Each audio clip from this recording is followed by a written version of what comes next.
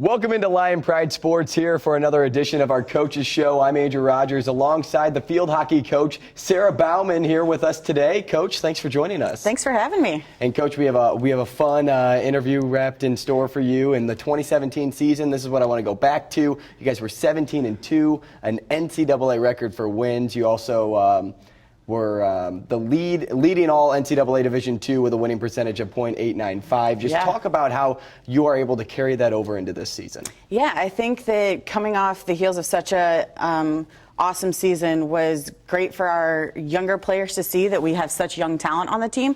So bringing that forward, I think a lot of them were kind of nervous about graduating seniors last year, but seeing our team develop in the spring, seeing our team come into preseason prepared, and just knowing that we can find success from last year and bring that into this season. I think some of them have a little bit of, they're a little hungry to try and make that NCAA tournament. Since last year we kind of got shut out. We were kind of right on that brink of being selected, and so I think that that's making us even more hungry coming into this season to really shoot for that goal. And then you guys are consecutive ECAC tournament champions. What an achievement for you guys to win 2 in a row. Yeah, it was very, very awesome. I think it's always hard. Last year, kind of our motto was heavy lies the crown. So I think it's one of those things where to achieve that goal is awesome, but to repeat is hard because everyone's kind of gunning for you. And so to be able to kind of be calm, cool, and collected, but still stay focused on our style of field hockey and our goals for that team was really awesome to see our girls be able to push through, knowing that we had 4 or 5 teams under us really trying to break us of that title again. And then this year you guys fell to the 17th or the 10th best team in the nation, I should say. And then you guys bounced all the way back and beat the 7th best team in the nation. So when you start off and you didn't get the outcome that you wanted, how are you able to motivate your team and kind of put into their minds like, hey, put this one behind you, let's go get the next one? Yeah, I think it's never fun to lose, and we never want a loss on our schedule, on our record for the year. But I think the big thing that we focused on for them after the game was we took that team to double overtime. We took them to shootouts. Starting the first overtime, we were down 2 players, so it was 7v5. We only had 4 field players on the team, and we were able to really dominate. So taking those positives away, knowing that we didn't lose because we didn't play well. We played really, really well in that game. We had so many positives to take from it. And so, yes, it's hard to lose, but you take all that we gained and how we grew in that game, taking it into that next game against St. Anselm. And I think that we really showed up and knew that, we were that better team that day. And and something to mention, this team did not come out sluggish that game at all. They put up a fight, and the outcome just wasn't there. Right. Going now toward the 2016 season, I want to backtrack just a little bit more. Yeah. That was the best season in program history. When you look at it, the Lions had the highest scoring offense in NCAA Division II, scoring over 3 goals a game, and also ranked top 10 in scoring defense with only allowing about 1 goal against. So do you see any resemblance this year with the team?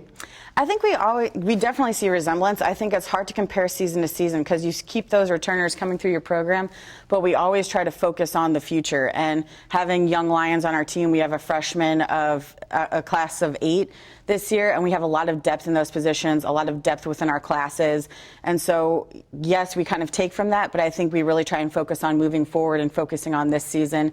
And, each year you lose players that contributed to those goals in the past. And so your team kind of starts to think, as we graduate these girls, can we still do better than we did before? And I think it's awesome to focus on that future and really allow them to see that those girls were an integral part of our past, but our current team is an integral part of our future and where we can take this program. And I like how you mentioned the future. I want to get to the upperclassmen on your roster and how they can impact your team, not only with the leadership role, but also on the pitch itself. But I want to start off with this. You keep mentioning these freshmen, 8 freshmen on the roster. Yeah. Who are you most excited about, or do all 8 of them really just play into your coaching plan? I think all 8 of them play into our coaching plan. We really try to recruit really good people for our team and girls that will fit into our Lindenwood culture that we've built here over the last 8 years.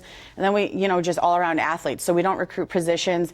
And I think each of the 8 girls that we have this year are able to contribute in different positions on the field. They're willing and able to go in when we need them, play different spots. They're fitting into that culture and following that leadership, which we've kind of built from our coaching staff down to our upperclassmen. And I think that that's really awesome to see. So I am expecting big things from them this year as well as the next 3 seasons. And let's talk about more of the leaders now. You have players like Jesse Lindano and Norfond. Yeah. How have they been offensive threats for you this season so far? Oh, I mean, it's been amazing to see them develop as players. I think they're both in their 3rd year here with us, and we tell them every time we meet with them, it's so phenomenal to see how you've grown as athletes. And I think that their biggest threats are that their work ethic is nonstop. I mean, they're willing to work on both sides of the ball. They see these plays develop and their passing patterns that they're able to work with each other and the other forward lines and midfield lines. But I think it's their work ethic and their constant will to want to get better as individual athletes and also help their team in every situation. And then, of course, you need a goalie, Skylar Starbeck, who's been stellar ever since she's put on the Lindenwood jersey up until this point in her collegiate career. What have you liked about her play this season, and more importantly, just in her career as a whole? Yeah, I think Skylar came in and she had 1 season under one of our other top goalkeepers, Victoria Gill, who was an outstanding goalkeeper for us as well. So I think she was able to kind of grow under that and get a season of growth and development with a top goalkeeper above her. But the one thing we love about her is just her calm, cool collectedness. She is a great communicator.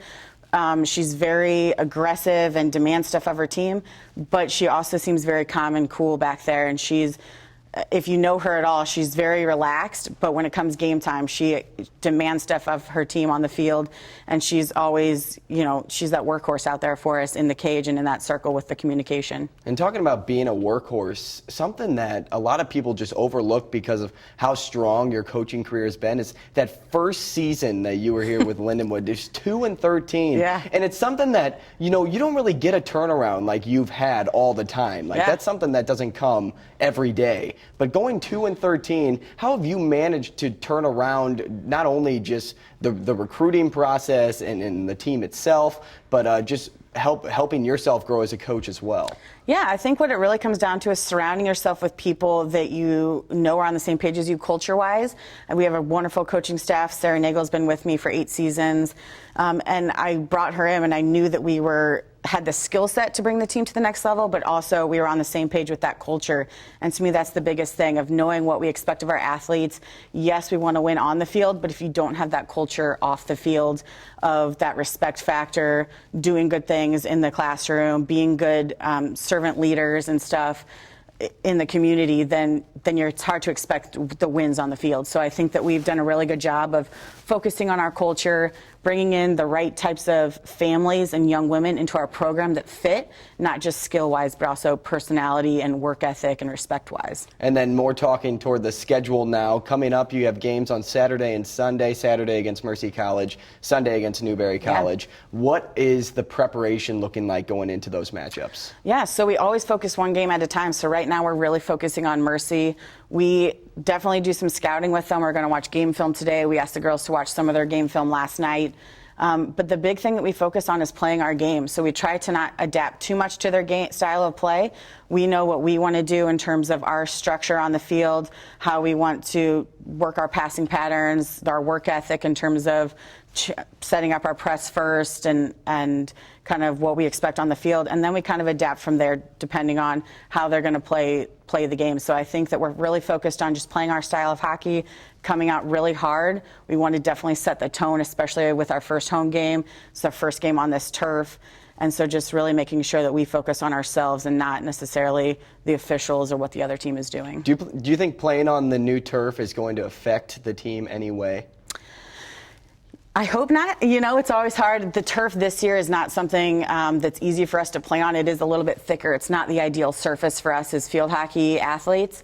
But, we always tell them the other team's working with the same disadvantage then. And hopefully for us being able to practice on it a few times now and for the last few weeks, that's kind of an advantage to us. And we just have to adapt slightly. You got to get a little bit lower. You have to be stronger with your passes. You have to know that what we've done in the past with simple, small passes might not work as much. You really got to focus on our hits and working that ball out strong. So I think that we've kind of ingrained that with them throughout practice, and hopefully we can bring that into the games. And then talking about just being or having to adjust on any given day. You know, you talk about the new turf. I was talking to Nor Fons a little bit but before this actual show. Yeah. And she told me something very interesting about field hockey that I didn't know before. Yeah. She said that every stick is the same size. Yes. So every player plays with the same stick, whether you're 6 feet tall or whether you're 5 feet tall. Yeah, you play with the essentially. same size stick. Is that does that disadvantage go unnoticed at all, or do you feel like a lot of these players now, they've been playing for so long, they've adjusted to that? I think most of the players have adjusted. There is slight differences in terms of like an inch or two in there, kind of like a 35-inch stick to a 37-inch stick. But overall, most of our girls play with that 36, and I think that if you're skilled, you're skilled. I think that we have girls like Nor, who has an excellent reach. She's already tall, so she uses that to her advantage. But we have players that, one of their best advantages is their quick hands, and so they don't need that long reach. They're able to do the quick elimination skills, and they're able to get a quick shot off. So I think it just depends on how you're able to use your skill as an athlete, and we put you in the spot that's going to be successful, that you're going to be most successful in to help our team. And then a little bit more on you, Coach. You've grown up here in the state of Missouri. Yeah. Grown up in Wildwood, went to Lafayette, then went to Missouri State to play field hockey, and now you're here at Lindenwood. So you've bounced around to different areas and different schools, of course, but you've still been that Missouri homegrown coach. What's that like been for you? I mean, it's been really awesome. I moved away for a year. My first coaching job was in Ohio, and I moved out of the state, and it was wonderful. But when this job opened up 8 years ago, and it was kind of like, I get to come back to St. Louis. I get to come back to Missouri. My family's here. And it's really been awesome to be able to grow the sport here at Lindenwood, but also in Missouri. I think that it's just kind of finally starting to become this main sport in high schools. The two clubs here in town are really starting to grow. And so to be able part of that college growth here in the Midwest is really awesome to see, and I just hope that it really continues. And then finally, Coach, to wrap this thing full circle, what did you establish at the beginning of the season to keep the girls on track to their plan of success? I think the biggest thing that we established is that we focus game to game. So we have this big picture. We don't have a conference this year any longer, but yes, our big picture is to hopefully get a bid for the NCAA, but you can't get there if you don't focus game to game. So that Bloomsburg game was important. That St. Anselm game was important. We were in New York last weekend and played two teams that weren't in the top 10, but each of those games is equally as important because we have to get the wins. You have to make sure that we're growing as a team and not digressing and getting out of our style of play while we play those teams. So focusing game to game, making sure that each practice counts and every moment on the field, just to make sure that we're growing as athletes and as a team. Well, Coach, thank you so much for sitting down, joining me today, and good luck to you and the girls on the rest of the season. Thank you so much for having me. I appreciate it. Coming up next, we'll be joined by the Lindenwood women's ice hockey coach, Scott Spencer. He's next on Lion Pride Sports. So we were walking to school. I started thinking about lunch. Mom packed me turkey and cheese. She's I really want smart. cheese pizza. Sometimes her mind wanders. We should have a sleepover. I remember saying, Laura? I think I heard Mom say something. The sign says don't walk. Sometimes it's so overwhelming. I really hope she doesn't I have really another hope I bad don't day have another at bad day at today. school today. When you can see learning and attention issues from their side, you can be on their side. Go to understood.org, a free online resource with support and tools to help your child thrive. I'm one unlucky guy. The chance of being involved in a robbery is 1 in 757. The chances of being struck by lightning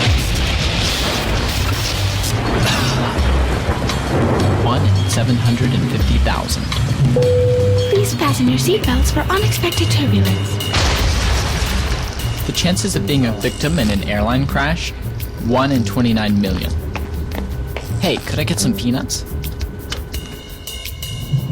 The chances of being involved in a car crash are far greater than lightning strikes and plane crashes. And if you are texting while driving, your risk of crash increases 23 times. Now, I may be an unlucky guy, but I don't have to be part of that statistic, and neither do you. Drive responsibly.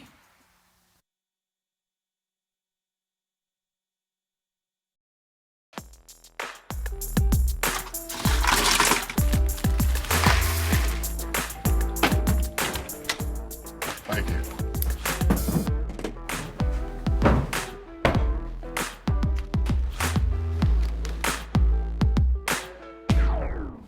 You got a king?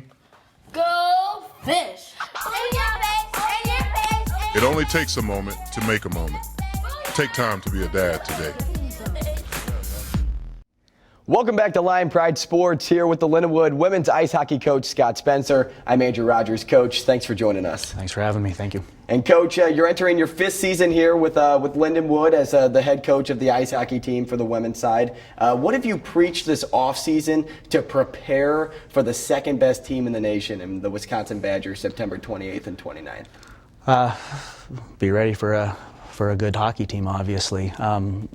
Through the first little bit here with our group, again, we're not talking a whole lot about who we're playing that first week. It's been just through the summer with get in shape, come back prepared to go to work and you know, through the first part of our season, we always just kind of focus on our habits. For the veterans, it's reminding them what we do, a lot of teaching right now, you know, so that's the main focus, what we've been focusing on here for the first couple of weeks here of practice. And next week we'll start to get a little more prep for Wisconsin from there. And again, they get their Olympians back from being a centralization year last year, so they get a couple senior Olympians back, and they got a good freshman class coming in.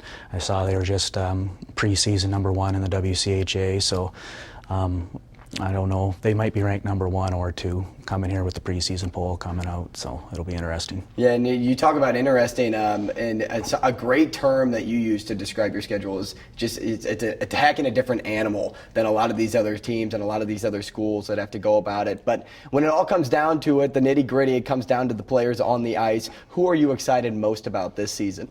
You know, again, like I kind of mentioned before, this is going to be the first year we've had some older players versus being younger. So a lot of our players were thrown in situations early in their career where, you know, more established programs, freshmen, sophomores don't get a whole lot of ice time potentially, but here they've been able to see everything early and get a lot of game experience. So, you know, players like Taylor Gerard, Sierra Paisley, they're both juniors this year.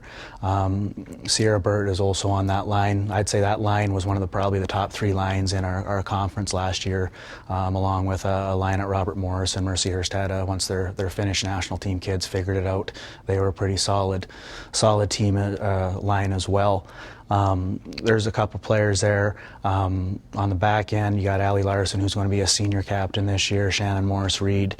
We've got a couple transfers coming in from Harvard and Mercyhurst University that are, one's a senior and one's a graduate student and one's a junior. From there, goaltending position, Jolene DeBruin's been solid for the last 2 seasons for us, being first team all conference last year along with Gerard on that. So our goaltending's there, where I think our defense is more experienced, and then just the experience up front. I expect a better season out of our group this year again. And then I like how you mentioned your forward line, the top 3, you just had best line. Yeah. That was a freshman and 2 sophomores Yes. last year. And again, one of them being Taylor Gerard, the leading scorer and the points leader for the team as well. Do you see this line doing the exact same thing as last year? Well, hopefully it's better. Like even last year, like Taylor, she broke her wrist right after Christmas and missed 6 games and then played 6 with it still broken, a cast, and that was the end of her season. So she played the whole second half with a broken wrist pretty much. So that was a big loss down the stretch. Before she was hurt, I think she was 12 or 13 in the country in points per game, and then in the top 10 for goals per game before she was injured. So she had an off-season surgery where she seems like she's come back from that all right. So she's had a few injuries. So I'm hoping that she's healthy, and the other 2 just being older with the two Sierras, Bert and Ernie there. They're both very intelligent hockey players, so they pick things up quick. They have talent, you know, and they just the chemistry between the 3, they just work really well together, where they just know where each other are on the ice. And again, I'm going to keep them together to start the year. They had success last year, so if it ain't broke, don't fix it type of mentality with those 3. And I like how you talked about also the leadership on this team, the seniors, Jolene DeBrun, Shannon Morris-Reed, Allie Larson, and Carla Goodwin also to add into that mix. What do you see them acting like going into the season? Is it a little emotional for them for their final season, or do you see it just being like, this is our last one, let's go out and get it? Yeah. Not one of the four is really overly emotional to begin with. But you know what, I think they're all competitors. They all want their senior season, to be a successful one. They're all bought into the program, and you know, 4 years ago that was my first recruiting class here. So I'm finally through. I've got 4 years of recruiting classes here, and talking with them back when trying to get them to come here, they were a group that knew that they were trying to establish something here that would sustain itself over time. You know, they knew there was going to be some growing pains with it, and they accepted that challenge. So they're a very prideful group. They're a group that again, once they've gone through a lot the first 3 years, again, with trying to build and grow this thing, and I know we're going to get everything out of them, you know, off the ice, on the ice. They're a focus group, so I'm excited to see how their senior year goes. And then I like how you mentioned this group, this senior group being your first recruiting class. I want to go now to your most recent recruiting class. Yeah. 7 freshmen on the roster. You can even tack in the 2 transfers that are also on the team. But how do you go about your recruiting process, ranging from the Midwest and the Canadian regions? Well, with myself being Canadian and where I moved from, we had a very Western Canadian feel early. Like I coached Allie and Carla out in British Columbia before I came here, so I met those 2 when they were 14, 15 years old, and coached them for a couple of years back in Canada. Shannon was from BC as well, and we played against her, and Jolene, we played against her. So again, that's where the recruiting started, because that's what I knew. That's where I had all my contacts, and then being in the Division I hockey for the 12 years prior to going out to British Columbia, just the contacts with coaches in Ontario and all through Canada, all through the U.S. and the world. To be honest with you, we'll take players from anywhere. And then where we're located here, I think we need to be good in the southern regions. We have some players. That again, Lily Marchant, who's from California. We're the closest opportunity for anybody that's south of us. We want to be good in the Midwest, the St. Louis, the Chicago, Detroit area. Again, Gerard's and Martinez this year, they're both from the same organization in Detroit. Wagner and Alt and Gagliardo, who transferred from Mercyhurst, they all played for the Chicago Mission and out of Illinois there. And you know, you try to cast a broad web, you know, but trying to be good in the Midwest, Western Canada, where I kind of had my roots from, and then you dabble in with your contacts. I know one of our players' dad is a coach up north, so there's another valuable asset that we have that we can utilize to help bring high-end quality players. You know, Taylor Kerwin was on Team Canada last year, who's a freshman this year. She played in the World Championships for Canada for the under-18 team.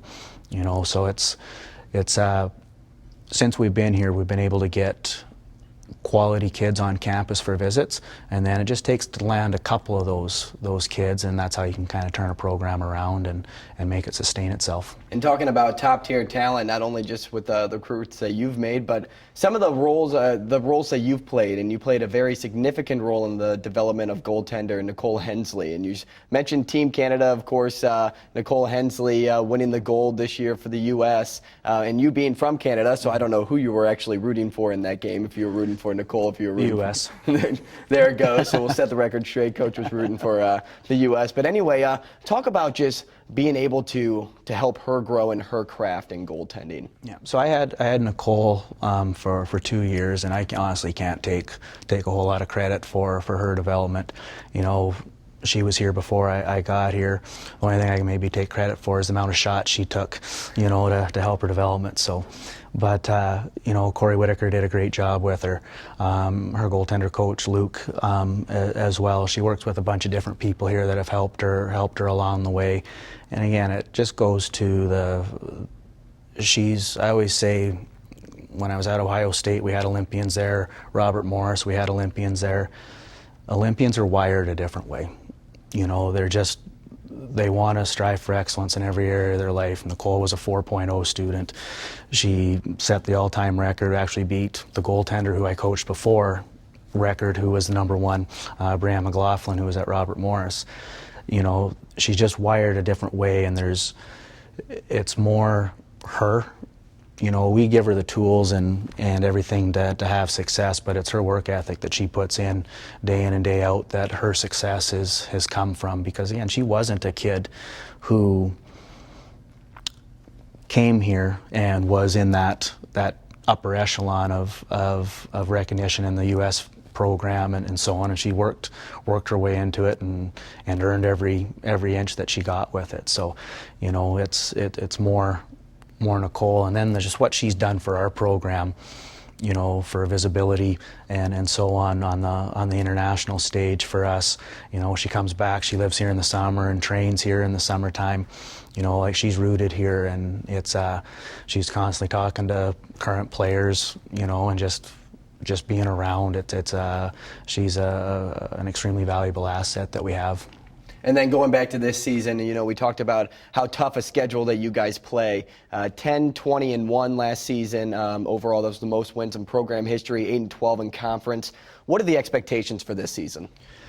Again, I think the expectations are again, we only lost 2 players last year, so we have a lot of returners. So again, just noticing in the early parts of the year right now, our kids they're picking things up quicker.